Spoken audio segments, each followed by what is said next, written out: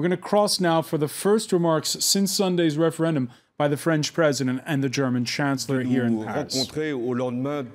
Had agreed to meet you right after the Greek referendum, and I should like to thank Angela Merkel for having been so kind as to come to Paris today.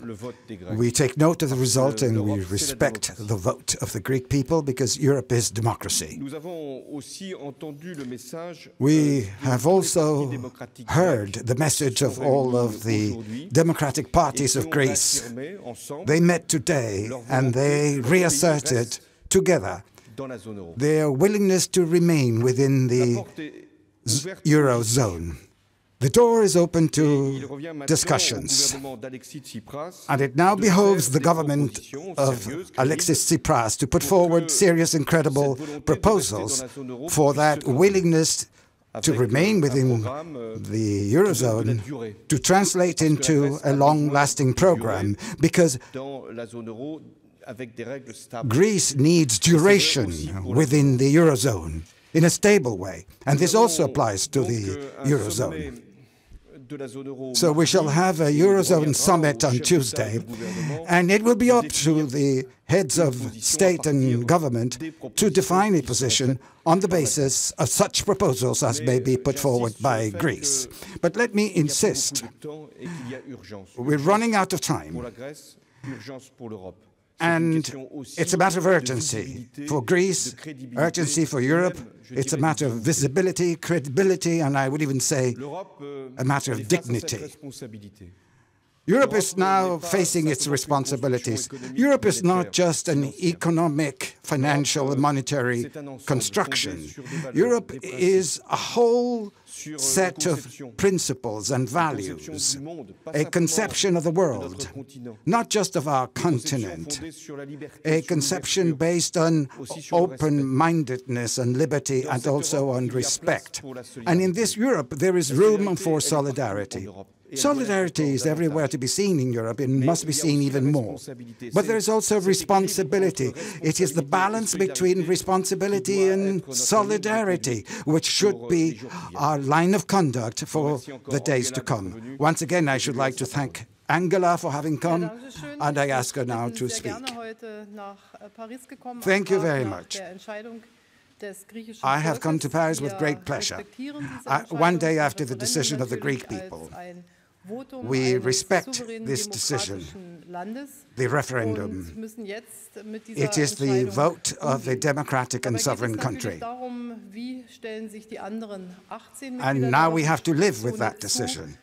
But the question that arises now is, what is going to be the attitude of the 18 other countries vis-à-vis that vote? And what are the means that are at our disposal? I want to thank you for having invited me today to discuss what is the solution that we need to find. And we're saying obviously that the door is open to discussions, and this is the reason why the heads of state and government will be meeting tomorrow of the Eurozone. And at the same time, the prerequisites for new negotiations on a specific program within the framework of the European mechanism for stability, these prerequisites are not yet there. And this is why we are now waiting for very specific proposals to be put forward by the Greek Prime Minister, so as to enable Greece to return to prosperity. Of course, it is urgent to have this type of proposal before us, so that we can find a way out of the present situation today. What should be guiding us is precisely what the French president has said.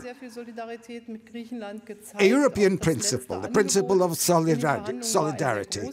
As it is, we have already shown a great deal of solidarity to Greece, and the latest proposal we had put forward to them was extremely generous. On the other hand, Europe has to remain consistent and united today at a time at which the problems of terrorism and of refugees refugees are becoming ever more important. And therefore, every country must be able to shoulder its own responsibility. Together, we must also see what the reactions will be of the other 18 countries. That is also democracy. Ours is a shared sovereignty.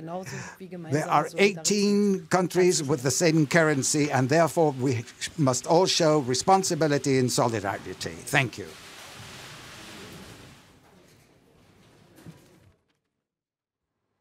All right, there we saw live remarks from the French president and the German Chancellor.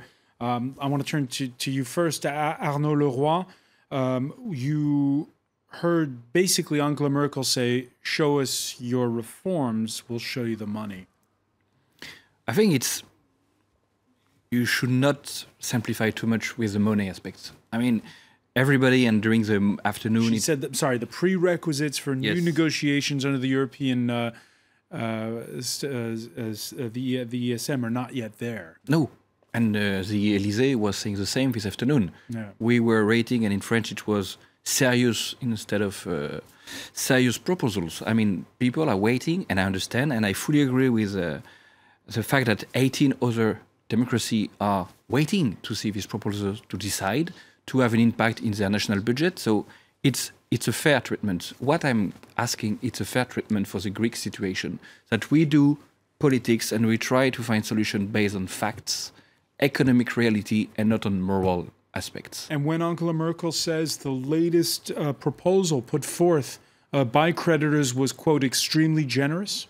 She was saying the same last week, and the extreme generous solution invited Tsipras to call for referendum. So I don't know, maybe there is a difference of definition between what is generous in Germany, in Greece, and maybe in France. But I'm happy to see that François Hollande is playing this role of go-between between the two parts, because it's true that the dialogue is extremely complex with certain parts of Europe today, with the Greek situation, and that's the way France can be really, really active in this, playing this go-between role.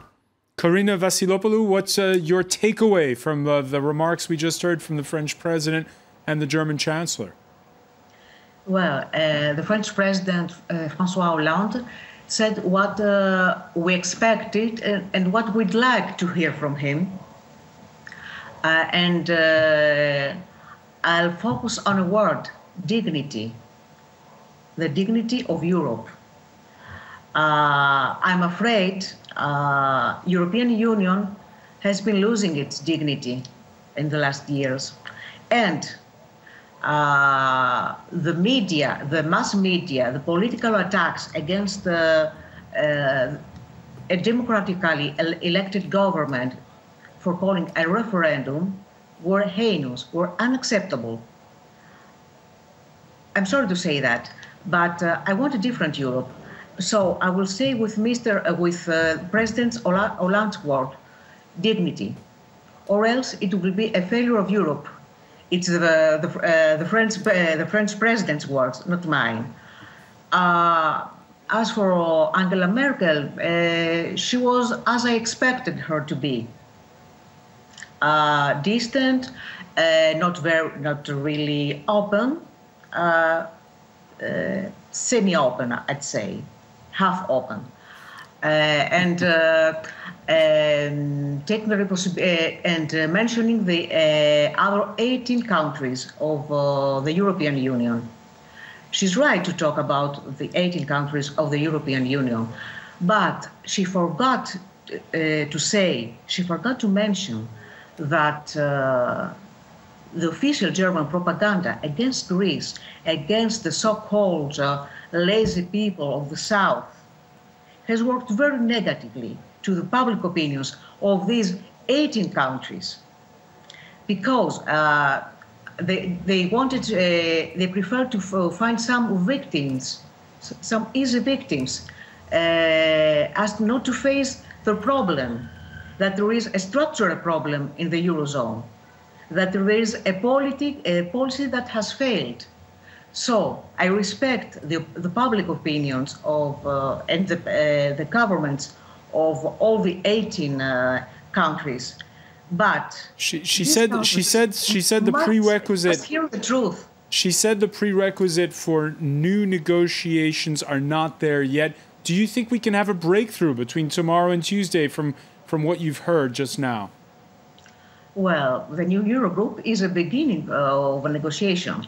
The Greek government will go there with its proposals and with a new finance minister, Mr. Tsakalotos, instead of Mr. Varoufakis, who was not very popular among some European leaders and finance ministers. Let's see if the moderate style of Mr. Tsakalotos will work better, because the policy will remain about the same. All right, let me turn to Yanis Kotsamidis on this. Yanis Varoufakis on his blog saying, "I shall wear the creditors' loathing with pride" after resigning. Was the personality of one individual really that important in all of this?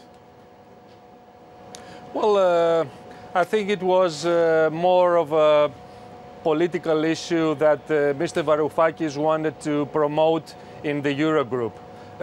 Eurogroup is more of a technical body. It's not a political body. So I think it was a wrong approach from the beginning for Mr. Varoufakis. Anyway, this is now over. This new beginning. Mr. Tsakalotos will go there. He is a moderate economist. I think he can speak to the other ministers in good faith. And what is more important, that I think the European leaders and the European public should realize, that this referendum was very much in order for Mr. Tsipras to gain support from the local population and the other parties for an agreement with the Eurozone. There were serious problems within Syriza in order to get support for an austerity program for Greece. So I think now Mr. Tsipras has a different mandate. He has support from the government, from the people for a new negotiation, but he has, and most importantly, the support of the other opposition parties, so he can go to the parliament and pass through an agreement. What I even think if that agreement, even if that agreement means concessions and big ones. Yes, what I believe will be the sticking point, and this is very sensitive, will be the debt relief issue. It has been mentioned today in the joint communique of the political parties again, and I believe it is absolutely very difficult to pass through, especially the Bundestag and many other parliaments at this stage, to get a very clear commitment from the Eurogroup on a debt relief for Greece. I think a restatement of the 2012 Eurogroup statement about debt relief, once Greece delivers on reforms and finishes and concludes the program, I think there could be an agreement. But if Greece insists on an implicit agreement on debt relief now, I think it would be over. Mr. Tsipras has to show some flexibility in order for the debt relief for this stage, and he can present his proposals for less austerity and other issues that he would like to state at this point to make the agreement realistic. All right, and do you think that we can have some kind of a breakthrough between now and when that EU summit opens in less than 24 hours? Well, if we remember that 10 days ago, on Friday, the 27th, if I'm not mistaken, the two sides were not very far apart. The Greek side had made some compromises, and also Mr. Juncker had presented a new proposal that saw the hotel VAT down to 13% again. Of course, now we have a totally different fiscal situation. The bank holiday has made enormous damage to the Greek economy. But I think if there is good faith on both sides, the fiscal gap is not that big. I think the most sensitive issue is the debt relief issue, and there has to be a political agreement and compromise by both sides at this stage. Harold Howe, do you share that optimism that there could be movement within the next 24 hours? I don't think so. I think the last week fundamentally changed the game. I think it made clear to everyone that there was no commitment to structural reform on the part of the Greek public, and the referendum made this very clear, and it's legitimate. But then I think the counter side is there's not going to be any money anymore. And in this sense, Angela Merkel is in a much more difficult situation than Hollande, where the parliament in France doesn't command much power. I think Merkel will have a hard time in conveying or convincing her parliament to provide more money. So I think this week was a game changer, and it was a game changer to Brexit. But after all, that might not be such a bad thing in the long run. It's not so clear that a Brexit in the long run might not be the altogether better choice for Greece, even so it might certainly mean more hardships in the short run. Bruno Bernard, do you agree? It's a tough one. I do. It's going to be. I think it's been a game changer, and I think everything's changed. But I think we're done with the Greek crisis as we know it, and I think that the future will be the departure of Greece from the Eurozone, not from the European Union. The worrying bit is that I was looking at Hollande and Merkel during their press conference, and it looks like the François Hollande's role is about using big words and saying nice things to Greek public opinion, like dignity, for example. And you sure he wasn't speaking of French public opinion there? Not too sure about that. Maybe he's left a bit of his political majority, but maybe he was talking to Jean-Luc Mélenchon, but not to the general public. And the problem is that Franco-German couple is so unbalanced, is that the French president is there for the night's worth and the niceties, and the German Chancellor is always there to talk seriously about business, And that's what worries me, is that it should have been an opportunity for the Franco-German couple, and they didn't deliver, unfortunately. Arnaud Leroy? But I think there is no simple conclusion on this. Why the Franco-German couple is a bit stressed at the moment, not only for Greece, because we have two situations totally different among our population. You've got young people in France, costly young people, and mostly old people in Germany. So if you look at the road we are taking, it's not a matter of friend being or not friend. It's the prospects.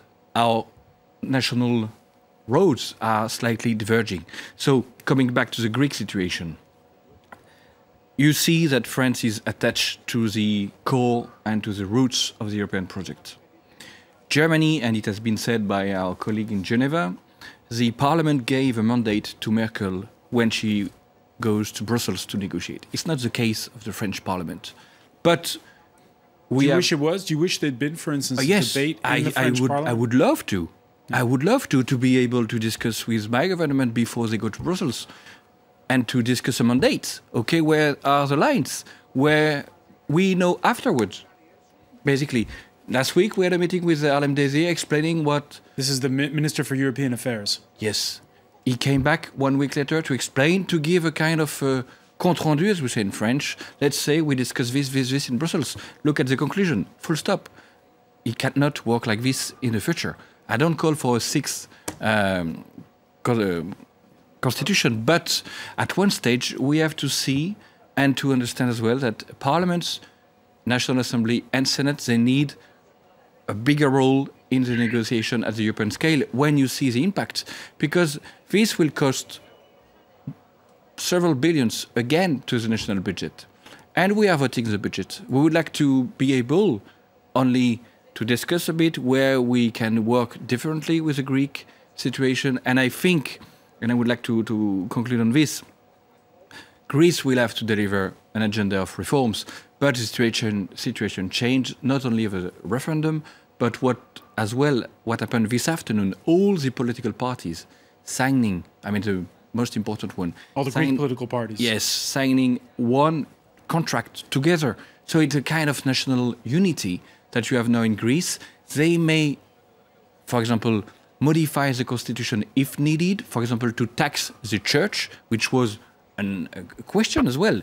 The most powerful group in Greece, economically speaking, owning properties, not being taxed at all. You cannot do it because you cannot modify the constitution today, with this big group of parties, you've got a large majority and you can go through with other reforms. All right, we're getting word from Frankfurt. This European Central Bank is keeping open the tap on liquidity for the Greek banks. Good news, as again, they will stay closed, lending institutions in Greece, at least until Thursday. Let me turn to you, Karina Vassilopoulou. What can we expect from Alexis Tsipras now that he's got this consensual mandate from all the big political parties? What can we expect him to bring in terms of concessions when he goes to Brussels? Well, Alexis Tsipras will go on with negotiating according to his program with some concessions, of course. But Alexis Tsipras wants to put into the game all the political parties that until now accused him of acting alone. The political parties that sat to the same table with him today, I would almost say, did not recognize Syriza and Alexis Tsipras as a really elected prime minister and government. They wanted to see Syriza as a parenthesis, a leftist parenthesis, and they hoped he would fall easily. So it's over. Okay, so now there is this mandate. Will he? You heard Yanis Koutsoumidis say to us that he'd better leave debt relief off the table because that's going to be a red rag to a bull if he puts that to the other EU nations in Brussels. Again, let me ask you, Karina Vassilopoulou, will he leave debt relief off the table?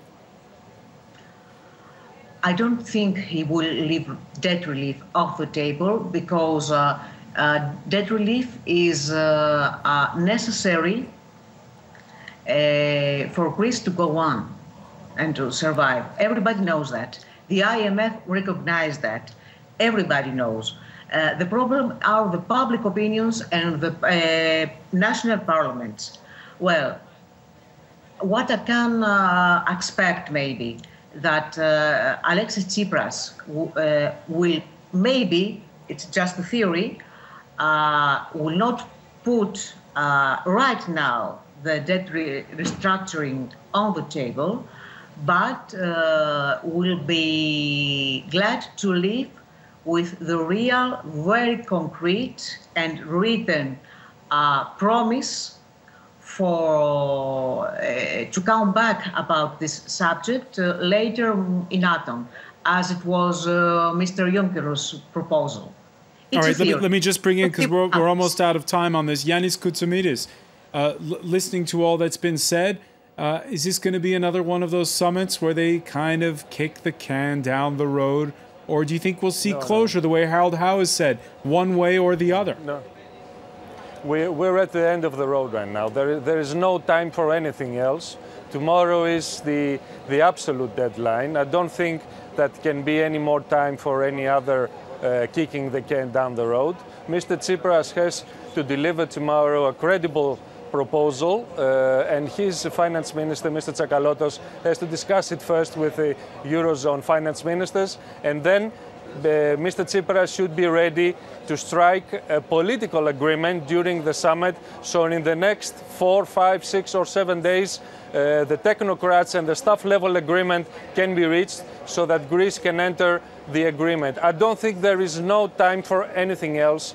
Populations in people in other countries are very frustrated with this situation, and also Greece has no other time to spend, and the economy is brought down to its knees. So tomorrow is the day. All right, Tuesday or bust, says Yanis Koutsoumidis. Many thanks for joining us from Athens. I want to thank as well Karina Vassilopoulou. I want to thank Harold Howe in Geneva, and here in the studio, Arnaud Leroy and Bruno Bernard. Stay with us, though. Our Media Watch segment is next.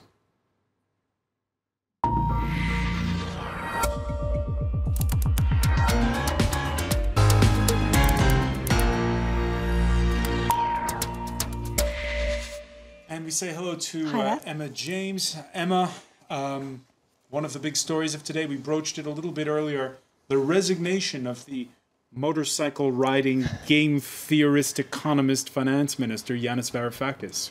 Yes, it seems incredible that he's created such a mystique and such a reputation for himself in what is a very short time in the political spotlight. He was only appointed back in January, so we're talking 5 months, but for some reason he's become the most talked about politician of our times, I think it's perhaps fair to say. Nouvel Observateur talks about the fact that many people are seeing him as a superhero. You see lots of memes appearing on Twitter and elsewhere on the internet. In this particular one, he's been made up to look like Bruce Willis in the Die Hard movies. That's something that's been done before, playing on the fact that obviously he has a similar look with the bald head and everything else. Looking around at a spoof account, Yanis Varoufakis says, and they say I have God syndrome. I have spoken and my people will follow. And of course, this has brought along the hashtag Varoufexit. Of course, we've been talking about Grexit for a long time, the possibility of a Greek exit from the Eurozone. Now we're talking about Varoufakis' exit, Varoufexit. And that's something that's really caught on. It's really been trending everywhere. This image was taken earlier today as he left the finance ministry, and this is a genuine image of him actually leaving. Rebel without a bailout clause is the rather inspired words that go with it as he zooms off into the distance. BuzzFeed, meanwhile, has put together some of the best images that we've seen in those 5 months that he's been finance minister in Greece. And they really range from many strange things. I mean, this computer game where he is a muscle-bound hero. He's not that muscle-bound in reality, of course. People paying tribute to the fact that he was the man who said no. And this very strange Lagarde and Varoufakis hybrid, which is really quite spooky. My personal favourite draws attention to the fact that he is so incredibly like Leonard Nimoy as Spock. And the BuzzFeed article pays off with this little meme here, live long and prosper, and it says, rarely do politicians engender these kind of amazing memes, and they say, live long and prosper, Yanis Varoufakis, the internet will not forget you. We're talking here about the finance minister. Finance is supposed to be boring. Well, it is, and we can go for a hint of boring with The Guardian, where they go into why did he have to leave, because it's a question a lot of people are asking. They say he was vindicated by the no vote, so why is it that he's had to quit? And basically they say he recognised that he was actually the biggest impediment, and there are many, to actually reaching a prospective deal in Greece. And he's recognised that fact and decided to walk. They talk about the fact that this combative politician had pushed the boundaries of acceptable fighting talk too far. On the eve of the vote, he accused Europe of indulging in terrorism.